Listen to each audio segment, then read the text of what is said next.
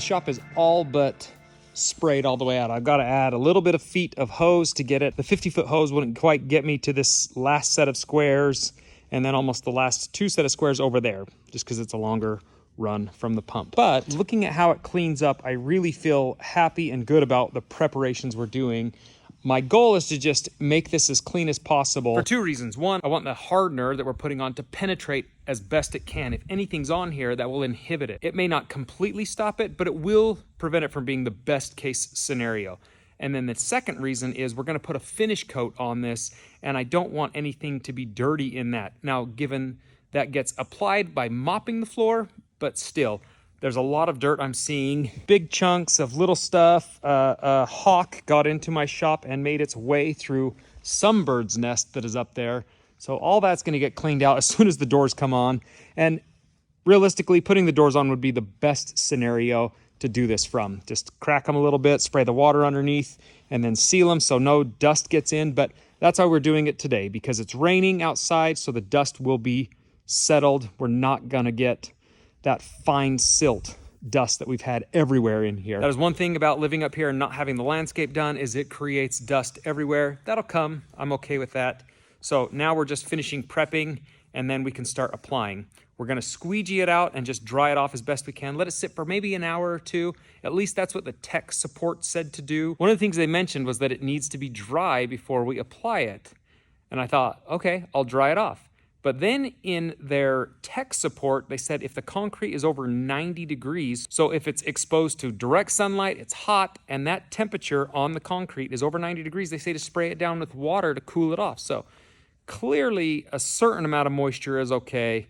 So I called tech support. They said, hey, you're fine. Just get most of the water off, let it dry off a little bit, and then apply it, and you'll be just fine. All the residual water, I'm just using this squeegee to just kind of push it so it's not puddling. Now, given there's we're talking like a 1/16 of an inch or 32nd of an inch, there's nothing really puddling on here, but just residual water that I want to dry faster. So we're using this squeegee to get rid of it.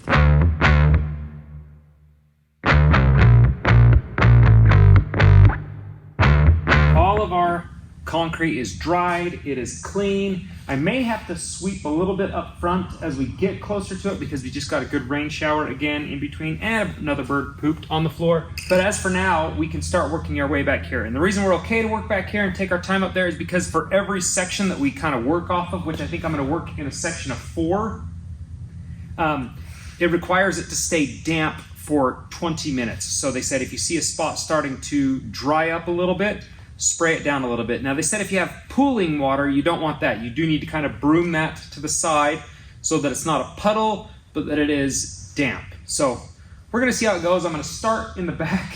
I'll probably start with one little square and see how it goes, and then branch my way out. But I went and got a weed sprayer, just the cheapest one I could find, because it's probably not gonna work great when we're done.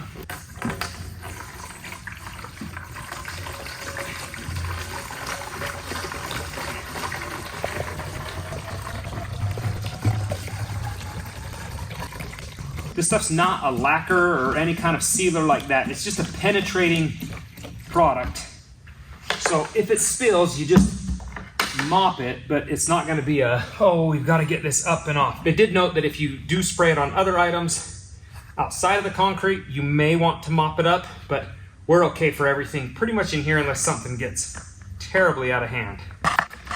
Okay. Let's go spray some concrete.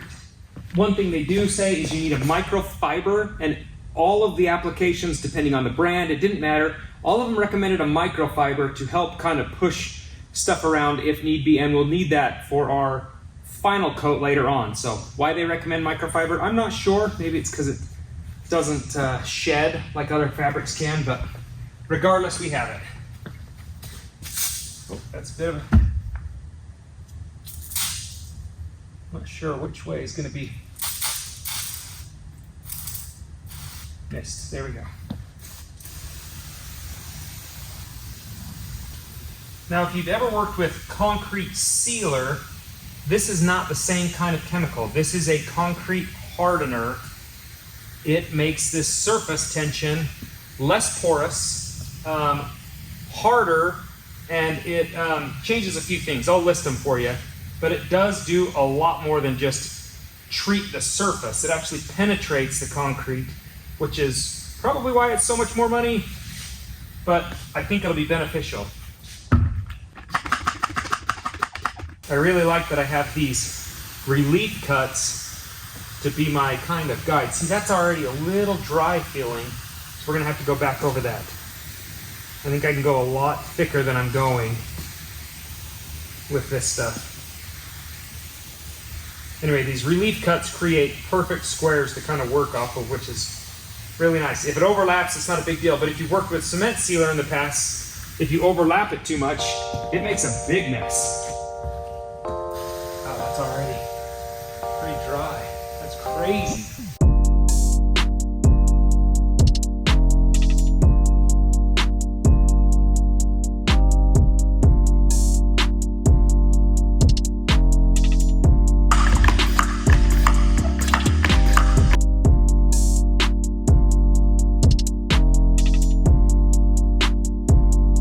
Well, I'm going to keep my eye on this block, and I think I'm going to move on to that next block over there.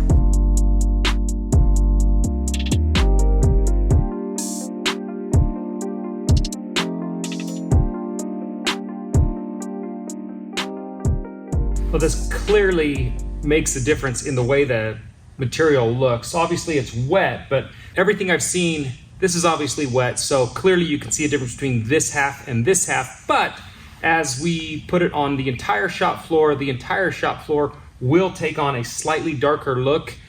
It won't be dusty looking, and that's kind of what you do here. This gets rid of that dust. Concrete has a natural ability when it dries out to kind of still dust on the top, and this eliminates that. So that's another reason you want to put this stuff on.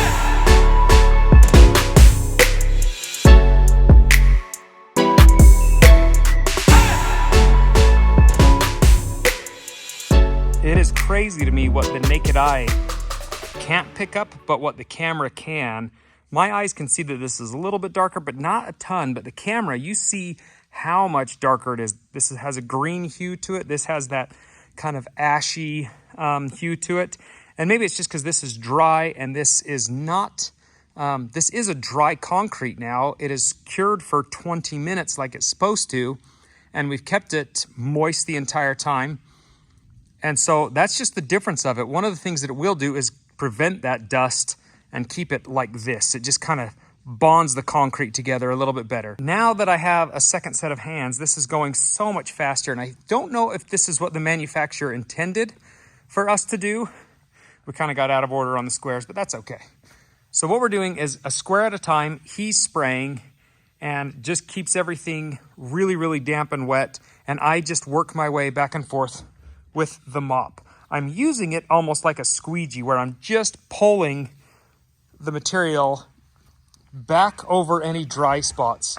So two things, I don't have any puddles, and the second thing is that it keeps everything damp for 20 minutes, which was pretty much their only requirement when they said putting this on. Make sure it was clean, the surface was free of any problems, and then keep it damp for 20 minutes with this. They did say you can put multiple coats on of this. I think we're only gonna do one, but I'm gonna do multiple coats of the top coat, which is a different and optional material. You don't really have to put that top coat on if you don't want to, but this one is the one that, this is what you really wanna do to your concrete, especially if you have a shop floor that you're trying to maintain that nice finish. When you go into Lowe's or Home Depot, or stores like that, Costco, those stores have had pretty much this exact same application done to them. Now, some of them have their floors smoothed from the get-go, which is what this one has been.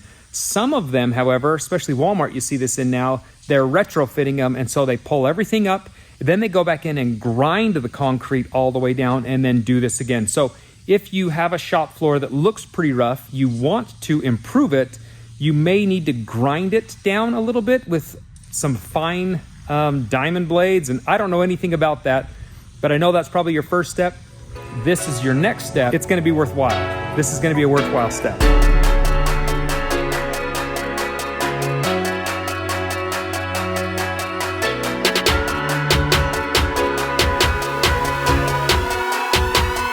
all of the entire floor has been done and everything is kind of sat and at least dried, or it stayed damp for 20 minutes. And I realize why they say that. It takes 20 minutes for this material to fully penetrate the concrete. And if for any reason you let it get dry before then, no matter how much you put on after that, it will not penetrate anymore. It actually beads up and just stays there. So it not only becomes stronger and harder, and you're not getting the full value of it, it will become completely non-porous, and so nothing's going to penetrate it anymore. So that's why you want to keep it damp for as long as you can, minimum 20 minutes, so that you get the full extent of it. There was a few spots where I noticed it got dry, tried to go back over them, and it wasn't going to go back any further. We weren't going to get any more into it. So we've learned that if you're going to do it, just keep going. And I think the way to do it, honestly, is have one person just keep wetting everything and the other person just keep mopping it around. That's all I did, was just keep pushing it around, keeping it damp everywhere. And that seemed to work really, really well. So maybe I'm screwing up the way it's supposed to be done, but it just seems to make more sense to me. And that was easier for me and faster, instead of stopping and starting with each thing, because then it would get dry when I was doing it by myself. So having one person, you just keep moving. And I realized that pretty much every 3 squares, by the time Cody got to this one and was spraying and done with it, I knew I could move on from that one. That was about 20 minutes. So we just kind of broke it up like that. So now we're going to let this sit and dry completely overnight. And tomorrow we'll do the part B that is optional, but it's really going to make this floor shine. But you can feel an absolute difference. Before, the floor was smooth and clean, but it wouldn't grip. But right now, this is gripping like a basketball court, and it feels fantastic, but it doesn't feel sticky. It doesn't feel tacky at all. It just feels clean and, I don't know, grippy. I love it. I'm in love with what we're doing right now. This is fantastic. PentraShield did not provide the product for this video, so it's not sponsored, but if you are using that, this is at least a good tutorial on how to apply it so that you get the best end results, I think. We are 24 hours later. Clearly the shop looks different. The floors feel different. Like, that is an amazing sound. You hear it out here, it's just concrete. And that's about what it sounded like before, just dry concrete. Now it's just nice and slick. This is like ultra skating rink, basketball court kind of finish, and I'm excited about it. We have one more top coat to put on, and this is not just a sealer, but I think it helps the shine as well. You don't have to put it on the same way as the PentraShield, where you had to keep it damp for 20 minutes. This goes on, once it's on and touches, it's good. You can put multiple coats of it, and probably the more you put on, the shinier it gets. I don't know. But I'm excited to see it finished and feel the floor finished, because it feels like $1 million now. I don't know how it could improve, but I think it's going to. You can kind of tell in the screen, it's not as apparent, but this definitely has a shinier, a little bit smoother surface now. And as it dries, I think it will get even better, but it definitely goes down super fast. I mean, when we were doing that yesterday, you had just so much time delay and you had to really saturate it. This, it does say just light coat, and it goes a lot farther because of the base coat that's down.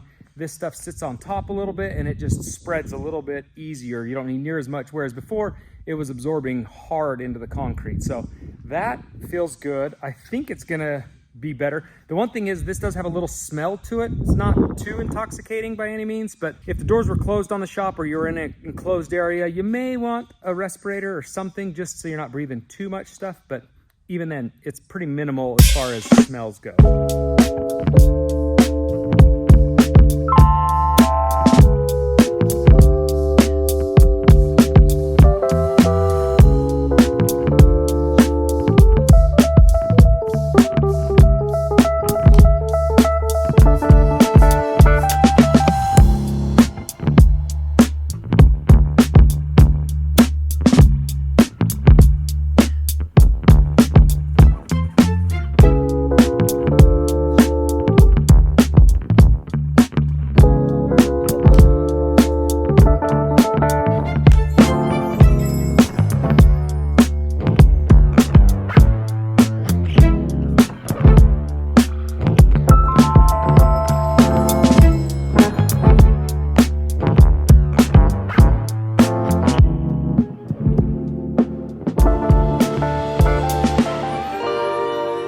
Okay, that looks amazing. All of these squares are done, and I was initially going back and forth and then working my way back up them, but what I've decided is to snake it one way, go perpendicular and snake it the other way. That way it just hopefully hits every square inch. I shouldn't be missing anything, and I think it just kind of helps compound the buff. I don't know, but now we can work down this lane, but clearly it's working and feels better and smoother and nicer, and I have to just keep telling myself everything I'm doing to this floor is just going to enhance it and make it better. So this is worth the extra work. It's really not that bad. It is time consuming, but it's not that physically demanding, especially now that I've got the hang of it. The first few squares, you felt like you were wrestling something, but now it's to the point where it's just real easy pressure and you're just kind of walking, and it's not bad at all. I will say, you hold the buffer against your body, so I may find like a foam pad or something to put there so it's not kind of rubbing that too hard. But I think we're gonna be able to get this floor all the way done and buff it up nice. This one, it doesn't look that bad, and maybe I actually can put it back on. Maybe I'll flip it over before I swap. I was thinking I'd swap it, but this one felt like it was starting to get a little bit worn, but maybe it's okay. Ed told me you can run these things pretty much into the ground, and it's significantly thinner, but not as crazy as I thought. So maybe I'll go a little further on it. I'm kind of guessworking this to see if a fresher one maybe kind of chews at it a little bit better, or maybe it doesn't matter. Maybe this one's so worn out still just fine. So maybe I'll just recenter it and try it and keep that one for a little bit longer. We are a third of the way done. The shop is broken up into these cut line squares, which ends up being 36 squares, and 12 of the 36 are done. So we're a third of the way finished. That feels good. It is slow going, but it is definitely getting more comfortable.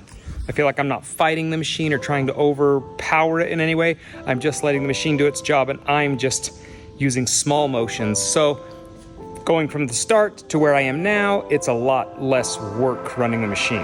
That feels good.